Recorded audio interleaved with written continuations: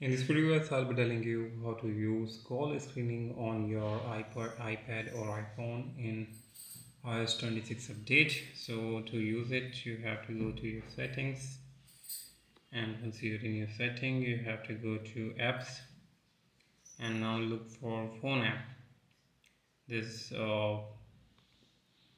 this call screening feature is quite impressive, guys. Just come to this phone app, and now when you scroll down here, you will see the screen unknown callers option section. So you have to choose this ask reason for calling. So what does it do? So this will cause the phone to ask unknown caller for their name and reason for calling, and you will see the transcript before your phone rings. And if that feature is not visible, you have to enable this option.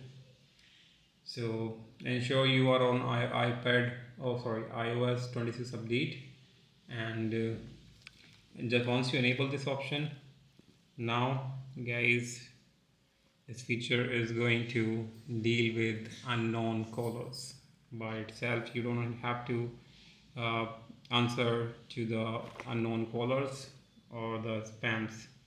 It will do it on, guys. So hope you like it. Subscribe for more video, guys. Till then, bye bye.